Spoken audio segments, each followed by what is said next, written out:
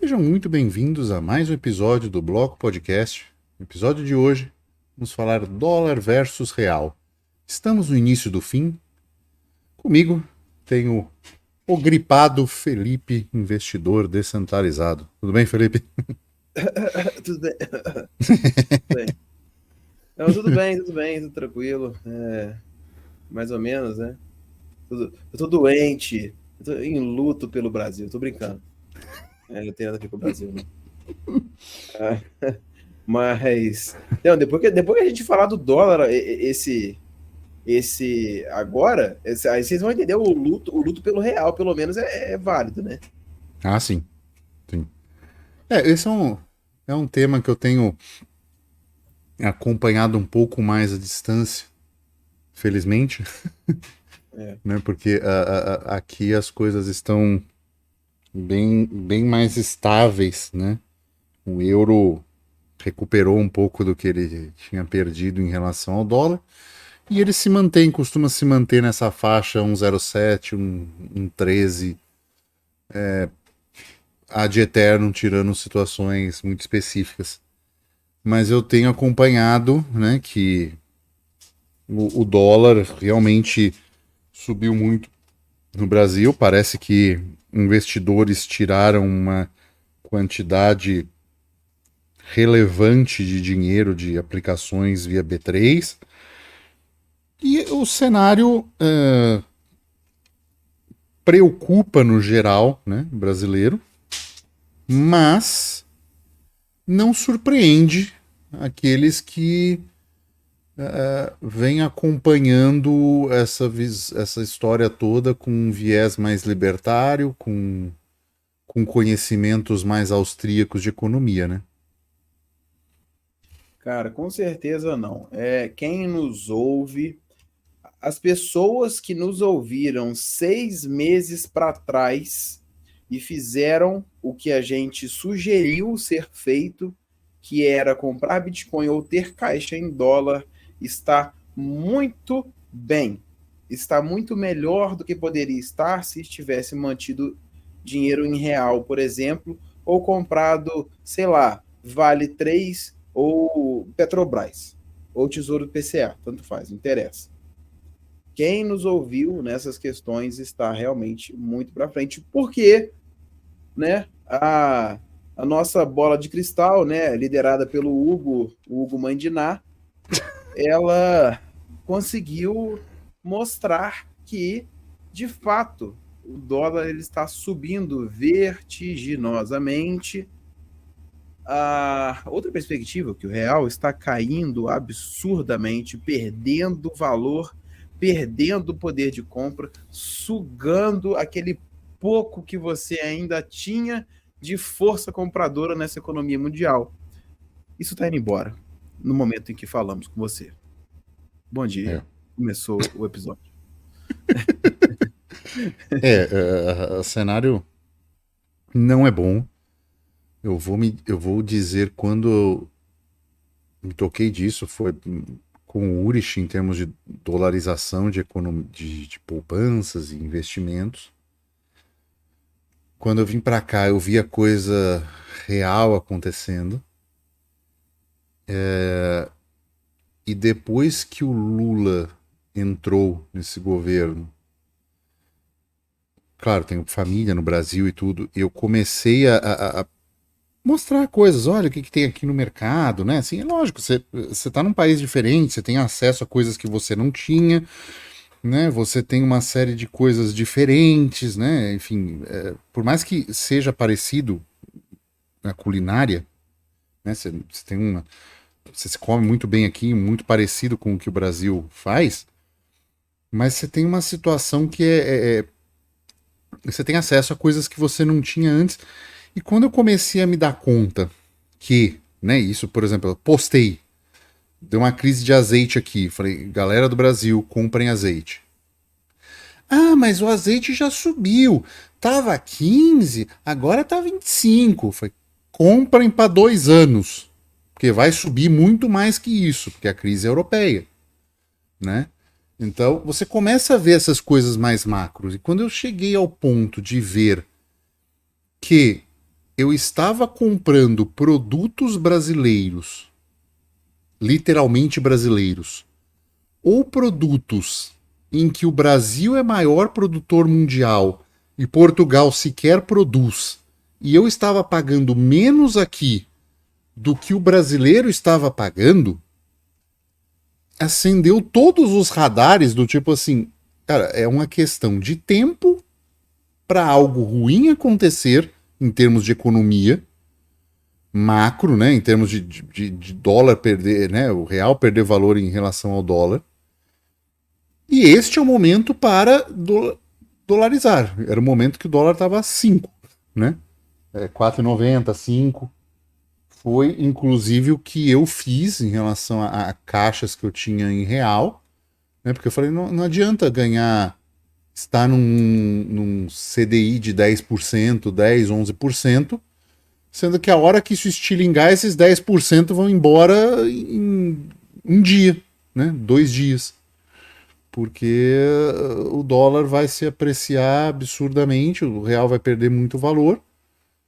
Foi o que aconteceu, né? Então, quando você começa a ver que o teu país, né, que o país que você tá não produz nada de um produto, o Brasil é líder mundial, e você tá pagando mais barato que os caras, vai dar ruim. Não tem por onde não dar ruim, né? Cara, é complicado. Só para contextualizar, né, a gente está gravando hoje, sendo dia 13 de junho, 13/6, e a gente está hoje com. No momento que eu estou 2024, né? falando, de 24, é importante falar, né? Agora, esse exato momento, o dólar está a 5,3637, 5,36, tá? Ontem bateu 5,41, só para constar. E para referência, há um ano atrás, estou com o gráfico aberto, a gente estava na casa de 4,70, 4,80. Nossa. Um ano atrás. Então, eu não vou expandir, eu não preciso falar que se eu abrir o gráfico máximo aqui, né? A gente tem aqui no máximo 13 de abril de 95, aonde o dólar, um real valia 0,9 dólar. Né? Não preciso nem entrar nesses pequenos detalhes. Mas, enfim, de toda forma, a gente tem uma sobrevalorização do dólar. É óbvio que tem motivos para isso, né? É uma subvalorização do real, também tem ótimos motivos para isso. E a grande questão é que tudo bem que não se compara com Bitcoin, mas no longo prazo, você que tem a idade média mais ou menos regulando, né, com a nossa aqui, você de 95 para cá, se você esteve em dólar, você ganhou quase 500% de aumento, tá? De ganho de dinheiro. Só para constar, porque o real desvalorizou 500% frente ao dólar desde 95 para cá. Essa é a realidade na qual a gente está. Que eu gosto de colocar ainda em perspectiva. Ele desvalorizou 5 vezes mais do que o dólar desvalorizou, e olha que o dólar desvalorizou. Né? Obrigado. Tem exatamente esse detalhe, né? Então, para tudo, né, que está perdendo, né, poder de compra da moeda, o real está 5 vezes mais rápido. Enfim, eu não quero sair falando disso agora ainda, eu só queria contextualizar, né? Uhum. A gente está nessa realidade, essa situação nesse momento, e a gente, então, começa a trabalhar a tese, né, do episódio, que, pô, será que a gente realmente está no início do fim? Vamos lá. Algumas perspectivas do que eu acho. A gente tem várias ideias e várias possibilidades, né, que nos trazem a essa situação atual do dólar estar subindo muito ou do real estar caindo demais. E muitas delas incluem problemas políticos, às vezes não só no Brasil. A gente fala de taxa de juros americanas, que está Uhum. para ser alterada, vai ou não vai, para onde que vai, ninguém sabe. O quanto que a taxa ela afeta diretamente na cotação do real e também até na cotação do Bitcoin, querendo ou não, mexe um pouco, tá? O preço do Bitcoin, na verdade. Então, tem esses pequenos detalhes. Claro que no longo prazo não afeta tanto, mas mexe. Existem alguns outros poréns que a gente pode falar, além de um porém só exterior, né? Seria a gestão do Brasil nesse momento, uma gestão política, assim digamos, aonde talvez a gente tenha alguns problemas no sentido fiscal, a gente tem um rombo das contas, a gente tem uma arrecadação que não bate ou não consegue fornecer o necessário para manter a máquina girando. A gente tem um descasamento completo, né, dessas coisas e principalmente uma inclinação, eu diria, né, do governo para assumir medidas que não vão favorecer no longo prazo a manutenção desse poder de compra do real, ou seja, o dólar vai continuar subindo. Uhum. Outro motivo também que a gente pode estar falando, a forçação de barra para reduzir taxa básica de juros do país, redução de Selic na canetada. A gente já viu na época da pandemia com o Bolsonaro e o Paulo Guedes que essa porra não funcionou. E aí eles querem fazer isso de novo agora na roupagem do Lula. E vai acontecer o que de novo? Vai não funcionar de novo. Então, assim, eu não sei qual desses critérios é de fato o responsável, ou se todos eles são responsáveis pela desvalorização do real, ou só alguns deles. A questão é que a gente tem esse combo de todos eles acontecendo ao mesmo tempo. E isso a mãe de Ná, Hugo, não viu, né, Hugo? Não, não. Essa parte eu não vi, não. Mas tudo bem, ele não estava concentrado, ele estava sem o baralho dele. O pessoal, para entender, tem que ver o nosso último episódio. Desculpe, né? Eu tenho que fazer a referência, né? Senão o pessoal não vai entender. É porque eu falei dos 16 mil, enfim, eu comprei consciente do momento que era. Mas podia ter caído mais, podia ter subido um pouco, enfim, eu só sabia que era um momento bom de compra e fiz. O Hugo sabia que 16 mil era bom para ele dar all-in no Bitcoin, tudo bem. Não foi a win. Mas, sacanagem, mentira, brincadeira da parte, né? A grande questão que a gente está, então, agora, nessa real desvalorização do nosso dinheiro, e existe uma grande possibilidade dele continuar se desvalorizando, tendo em vista todo o cenário político, não só brasileiro, principalmente brasileiro, né, mas também o mundial. E isso vai esbarrar em outras coisas, como, por exemplo, a Bolsa de Valores, nossa, sendo vista como a que menos valorizou o mundo afora. Na verdade, foi a que mais desvalorizou, né? E perda de poder de compra e coisas do tipo. Então, assim, eu acho que a gente começa. Acho que depois disso a gente pode começar a render a conversa, né? Tem quem diga que. Não, tem quem diga que isso é um momento de compra para a Bolsa Brasileira. Ai, não. Eu sinceramente não vejo motivo, né?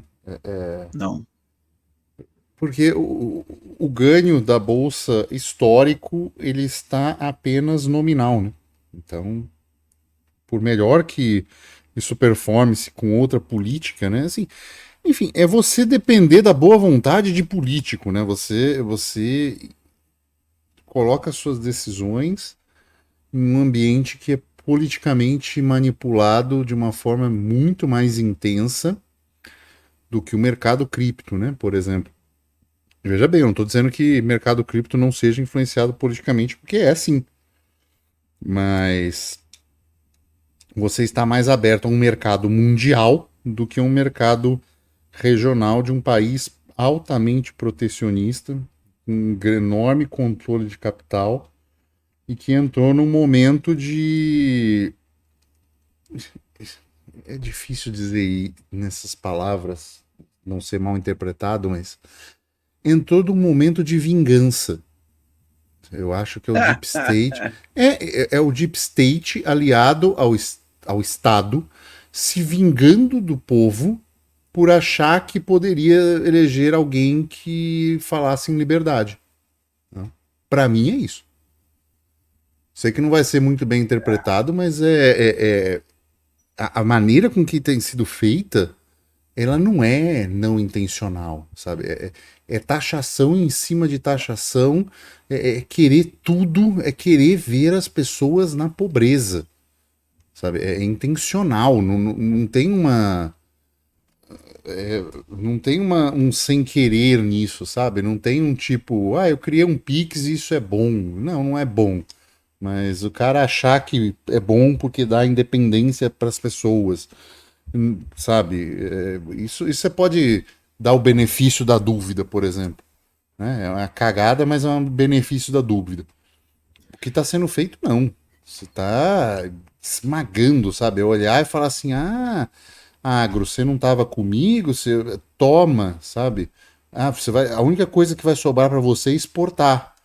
Porque aqui é para, sabe, é para ser pai dos pobres, eu vou parir um monte de pobre, entendeu? É. Não dá para você ver, eu não consigo ver isso com outros olhos, sabe? E essa pressão em cima do Banco Central, né? Tipo, vai querer baixar juros na canetada, vai dar ruim na canetada, né? Vai tirar o pouco investimento da galera que ainda acredita no Brasil, né? Vai ser, o Brasil só vai ter mercado de luxo, né? Porque rico no Brasil é um negócio absurdo, né? Assim, é o novo, é que eu falo. Tive até uma discussão ontem em termos de um grupos médicos, falando, cara, o novo rico no Brasil, ele precisa gastar para ostentar, né? Então, para esse público, vai ter um comércio internacional servindo. Mas a classe média no Brasil, ela já está moribunda, ela vai ser destruída, né? Assim, acabou aeroporto mais cheio, porque não vai ter como pagar, né? Passagem simples de avião vai ser uma grande despesa nesse nível de desvalorização que o ano que vem deve trazer, né? Porque aí os juros devem baixar na canetada. E isso, se tá ruim agora, né? Se já tá 5,30 agora, imagina quando tirarem 1% de juro a cada reunião do Banco Central. É, vamos lá. Você falou vários critérios que eu Claro. queria abordar aí. Deixa eu lembrar. A grande questão é o seguinte, eu até conversei isso com uma pessoa mais próxima esses dias, né? E aí eu falei, olha, o dólar tá hoje a 5,40 e você tem que avaliar que quando eu falei com você em um momento pretérito, que era para que você começasse a comprar dólar, o dólar estava a 5,5. Não tem muito tempo. É uma desvalorização absurda e vai continuar assim. Aí a pessoa vira e fala para mim assim, não, mas agora tá caro, eu vou esperar baixar. E aí a discussão era essa. Será que vai? Até quanto? Porque eu tô esperando o dólar a 3,50. Pois é. Eu tava esperando o dólar a 3,50 quando ele tava 4. Eu tava esperando o dólar a 3,50 quando ele bateu 5. E agora ele tá a 5,40, eu também quero meu dólar a 3,50, mas não tem mais. Então, Exatamente. assim, é uma questão que a gente precisa avaliar. A realidade, ela tá caminhando, né, para esse lado, né? Uma coisa que eu queria falar também é que, assim, eu não consigo acreditar que, nessa tese sua do Deep State, querer arregaçar o pessoal. Não é possível que alguém queira fazer isso. Na verdade, sim, impossível né? Talvez eu sou ingênuo demais. Mas, cara, é difícil acreditar num negócio desse, cara. Porque, não tem explicação, você imagina, sabe? É uma coisa absurda. Enfim, só um detalhe que eu queria colocar aí, né? Tá bom. Não que eu acho que são boas pessoas, longe disso. Mas, porque, tipo assim, é só que, cara, é muita loucura, né? Mas, enfim, continuando. Uma grande questão que é importante falar, né, acerca da desvalorização do real frente ao dólar, que eu falo sempre, né, mas que as pessoas às vezes não reparam, é que é o seguinte, é um pouco mais complexo economicamente falando, como que você precifica as coisas que você consome. Mas aí no que o Hugo estava falando lá no início, no preço do arroz. O preço do arroz, ele não só sobe porque o real está desvalorizando. Ele sobe também porque o arroz ele é comprado de fora e pago em dólar, por exemplo. E E aí ele, você e ele é extrapola. vendido para fora e é vendido em dólar. Então, assim, não adianta tentar proteger o mercadinho, porque o cara é empresário, ele tem uma caralhada de arroz, se valer mais a pena ele vender para fora, ele vai vender para fora, né? Então, aí que tá exatamente essa que é a grande questão. Às vezes as pessoas elas só imaginam nos preços subindo, considerando apenas a realidade Brasil. E aí o cara fala Sim. assim: ah, teve uma impressão monetária, o tanto de dinheiro que foi impresso não foi alocado na economia, não teve uma expansão da economia, portanto gerou inflação. E aí a gente está vendo isso no aumento de preço do bem, né? Seja na gasolina, seja no arroz, seja no mais, sei lá, no pão francês, no que você quiser imaginar. Só que não é só isso. Entra esse outro critério, que é você ter essas coisas que a gente colocou aqui, precificadas ou compradas, importadas, trazidas de fora para o Brasil em dólar. O cara que traz de fora para dentro paga em dólar. Então, se ele está pagando mais caro, ele também vai ter que subir o preço dele. Então, além da impressão de reais que vai eventualmente gerar alguma inflação, você tem também o preço de fato do aumento do preço do negócio que vai aumentar o preço final para você. Então você tem duas coisas lutando contra você. Primeira delas, o aumento do dólar. Segunda delas, a inflação brasileira. Você tem então agora mais um negócio que está favorecendo para quê? Que os preços fiquem mais caros. Se o preço fica mais caro, você tem menos o quê? Menos poder de compra.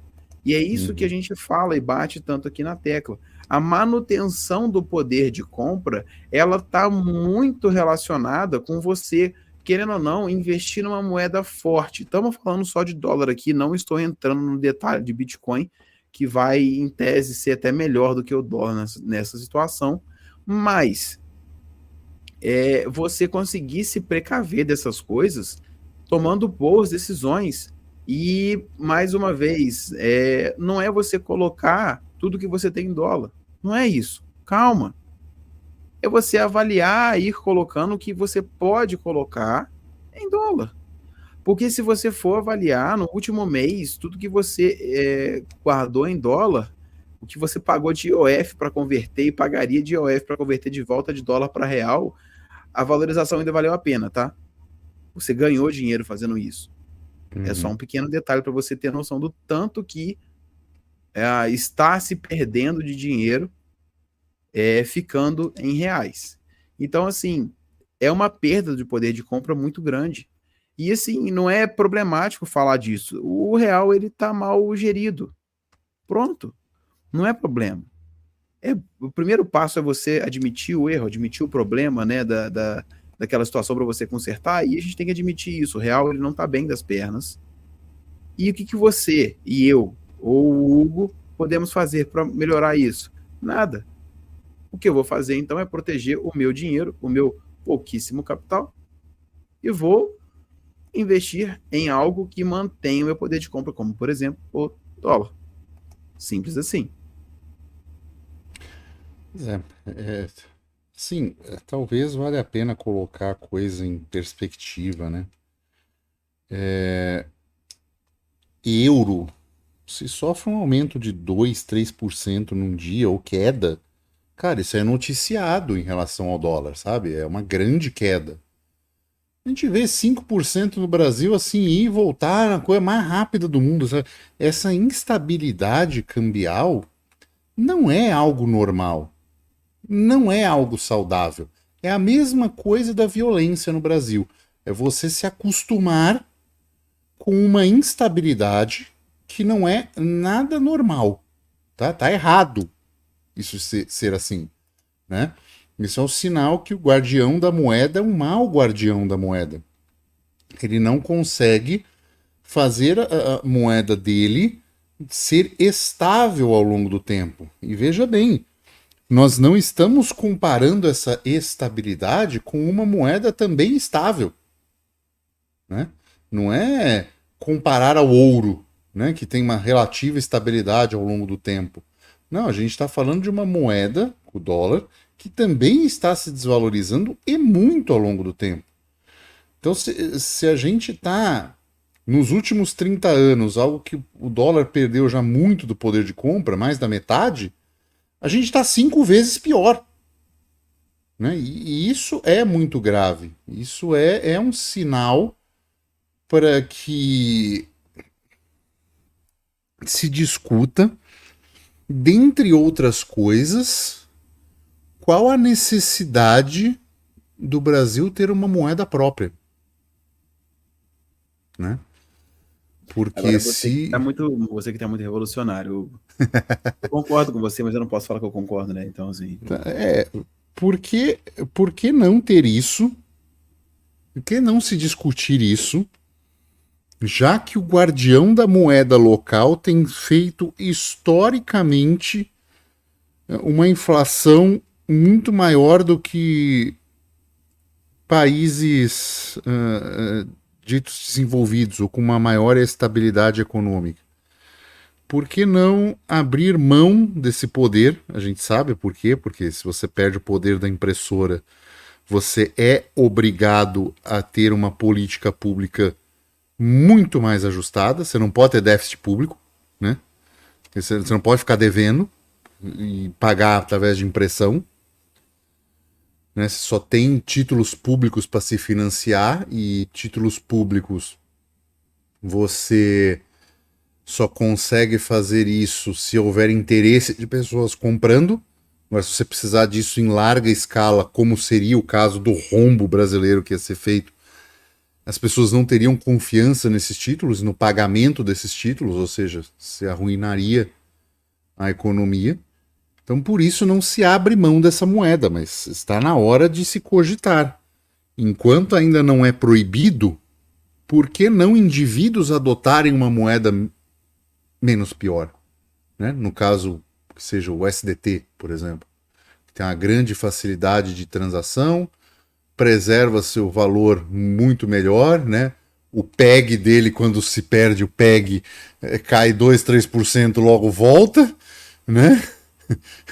Muito mais do que o real, né? Porque esses dias eu fiz uma crítica que não havia motivos no Twitter pra pessoa ficar em real. Aí o cara falou, mas quando perdeu o PEG do SDT? Eu falei, você tá preocupado com perder PEG? O real já perdeu 5 vezes em relação ao dólar. Eu ia Né? falar, tipo assim, o real tem. Então, o real tem PEG? Não, tá perdendo, não tá? Tá mais, não tá? Então, se PEG é um problema pra você, mais um motivo pra você não tá em real, né? Vamos discutir outra cripto, vai estar em Bitcoin, Monero, seja lá o que for, que aí não tem PEG.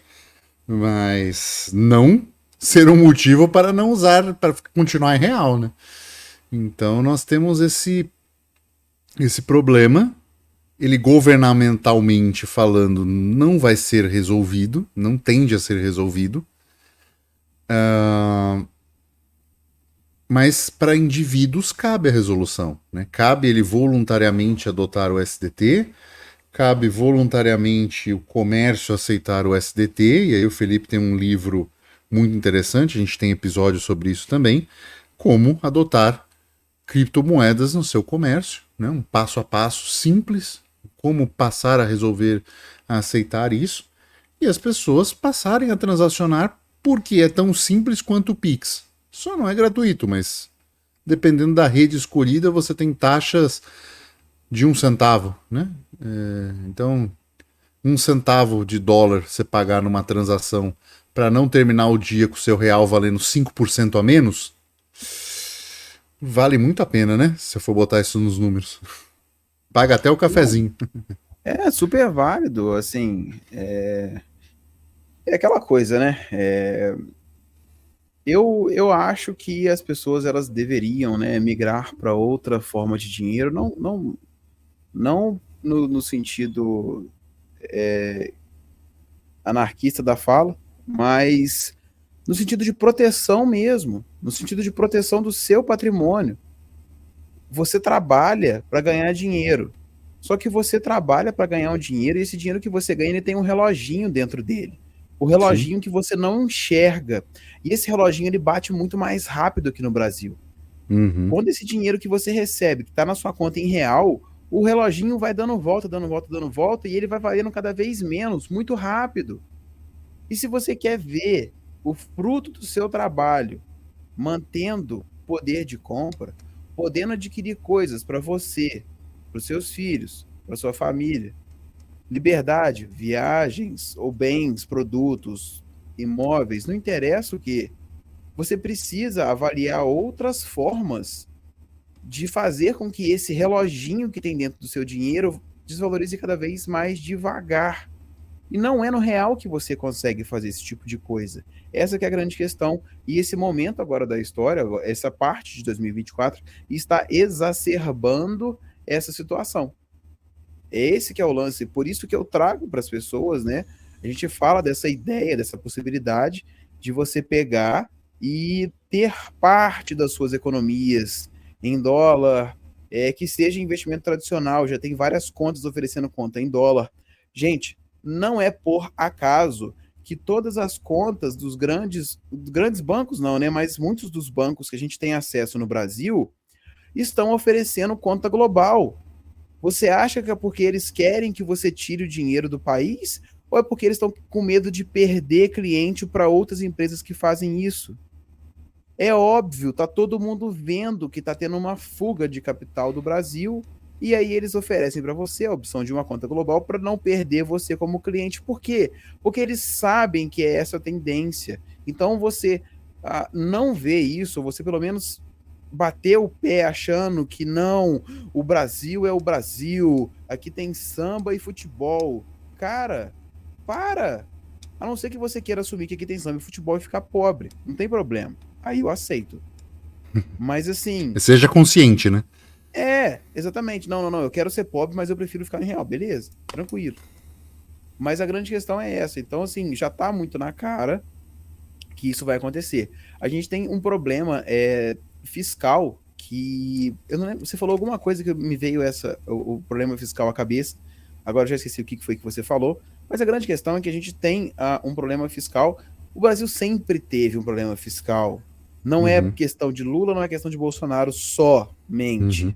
É claro que tem. É um pouco pior agora e tal, né? Mas, enfim, a gente tem um problema fiscal e a grande questão é que, como eu havia falado no início, você não consegue gerar a renda suficiente em termos de o governo conseguir recurso suficiente para pagar o déficit que ele tem.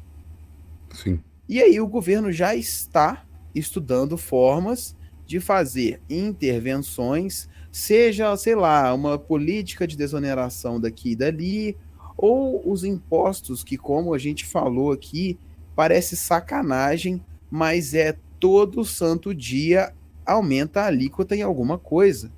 É impressionante, eu não sei o que que é. Às vezes realmente é o Deep State, né? E eu que tô de panguá aqui. Mas a grande questão é essa: você tem um problema seríssimo fiscal no Brasil e a manifestação para resolver esse problema está sendo uma coisa que daqui a muito pouco vai se traduzir em impostos que vão impactar todo mundo sem exceção. Porque até agora você aumenta um impostinho aqui e ali que não afeta tanta gente, né? Então não fica tão na cara. Mas vai chegar um momento que não vai ter mais jeito.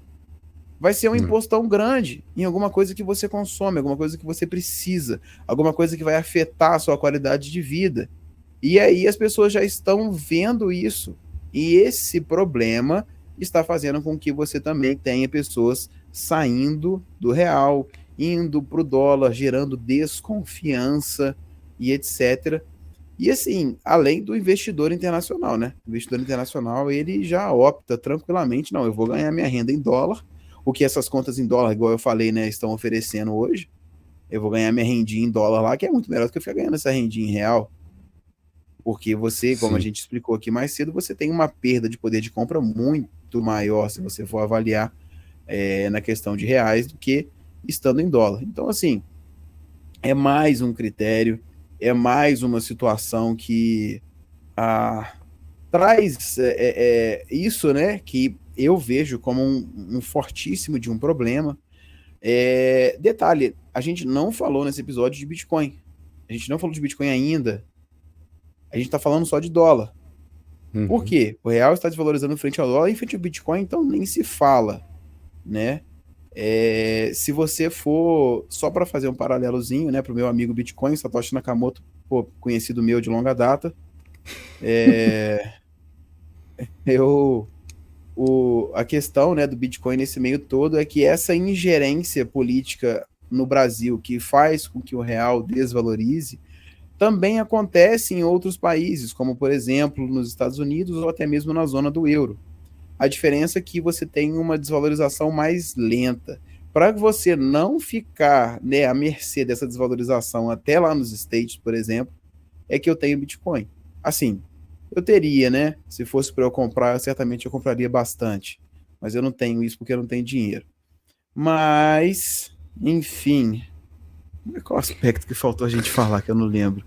Cara, você falou um negócio interessante assim, né? De estar em dólar. Eu recomendo que, se você não viveu a hiperinflação no Brasil, todo mundo estava em dólar. Então, se você tem um pai que viveu essa época, um tio, um avô, conversa com ele.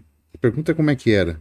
As dívidas eram feitas em dólar, as pessoas pagavam as outras em dólar. Então, é um pouco voltar nisso, né? Mas não com tecnologia, né? O SDT pode resolver isso, né? Existem stablecoins em dólar, existem contas com acesso no exterior, então é repensar um pouco isso. Imagina que você está na hiperinflação, né? A gente passou momentos recentes no Brasil onde ter dinheiro estocado em comida perdeu menos valor do que estar em real na conta, mesmo rendendo o seu CDI, né? A sua taxa de juros que você tem de acordo. Então, pensa um pouco nisso, né? Você também falou um negócio muito interessante, falou da desconfiança do dinheiro, do real, e esse é um ponto, né? Nós estamos num sistema fiduciário, e fiduciário por essência, né? A tradução é confiança. Então, se você tem desconfiança na única forma de dinheiro que retém algum valor no tempo, você perdeu completamente a característica do dinheiro. Então, se você tem uma desconfiança do real, pode pegar o papelzinho e rasgar, porque ele vai chegar a zero rapidamente, se nada for feito, né? Ele vai valer peso dele em papel, né? Para reciclagem. Então, acho que são pontos que valem a pena pensar, né? Se não lembra da época da inflação, conversa, da hiperinflação, conversa com alguém.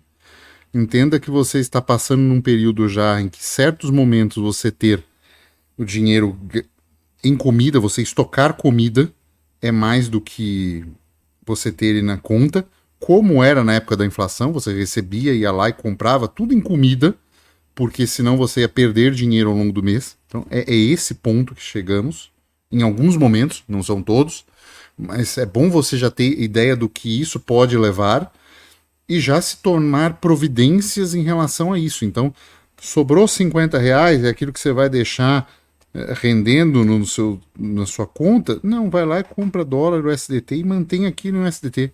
É mais seguro. Né? Você vai estar Ah, menos exposto à variação. antes da gente fechar, um detalhe que eu havia falado, que na verdade você falou e eu queria complementar. Bolsa de valores. A gente falou da desvalorização da bolsa de valores. A bolsa de valores, você até falou, né, que pessoal falando que tá bom para comprar porque tá barato. Se você for olhar, colega, olhe um negócio chamado EWZ. EWZ. Procure ele, tá? Tem em vários lugares. Isso é a bolsa de valores cotada em dólar. Fala para mim se ela tá positiva ou negativa depois, tá? Depois você manda aqui nos comentários. O EWZ está, aí você põe lá positivo ou negativo. E aí você vai ver que talvez em dólar não faça sentido nenhum você comprar bolsa de valores, porque o seu ganho é apenas nominal, como o Hugo falou lá no início.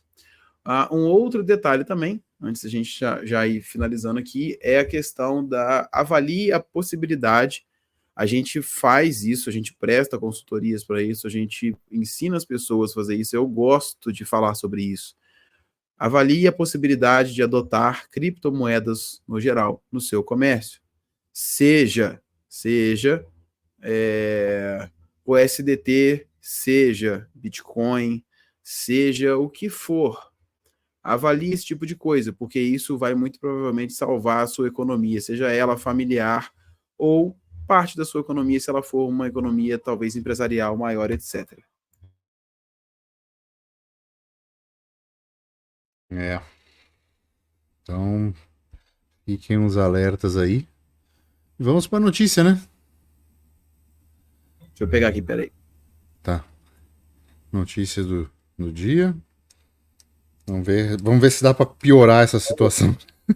Não, então, eu tinha separado a notícia aqui, é porque estava passando um brasileiro na minha porta aqui. Ah, tá. Aí, desculpe. Olha só, eu vou falar a notícia. Por favor, não ria, tá? Vou multar então, peraí. Primeiro cidadão da cidade Bitcoin em El Salvador abandona o país após 2 anos de espera.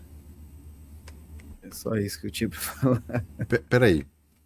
O cara foi pra lá e ficou esperando o quê? Não entendi. O investidor americano de Bitcoin, conhecido por ser o primeiro cidadão da cidade Bitcoin, entre aspas, de El Salvador, decidiu abandonar o país após 2 anos e meio de espera. Tipo, ele tava sozinho na cidade, é isso? Acho que ele ficou lá em El Salvador esperando ser construída, coitado. Planejado galera! seria alimentado por um vulcão e não cobraria nenhum imposto. Eu lembro dessa história, cara. Aí tem aqui Bitcoin City Beach, aí as fotinhas de Instagram do cara. O cara com a cara de brasileiro danado, tá de sacanagem. Viu? Oh, meu Deus do céu. Mas enfim. Ô, gente, por favor, é só uma notícia. Eu não estou querendo fazer alusão nenhuma a uma cidade bitcoinheira no Brasil, tá? É claro que a do Brasil vai funcionar, afinal, estamos no Brasil, né, gente? E é voluntário. É, claro, óbvio. Caraca, mano, os caras. Mas é só um detalhe. Imagina o cara lá sozinho, lá, os grilos, cri, o sapo, brr, brr, brr, no meio do mato. Mas pelo menos o grilo faz cri-cri em Bitcoin, você não tá entendendo. Ah, é verdade, é verdade. O vulcão solta lava em Bitcoin, né? Isso aí. Cara, lá o sol é diferente, sabe? Por quê? Por causa do padrão Bitcoin. Entendi.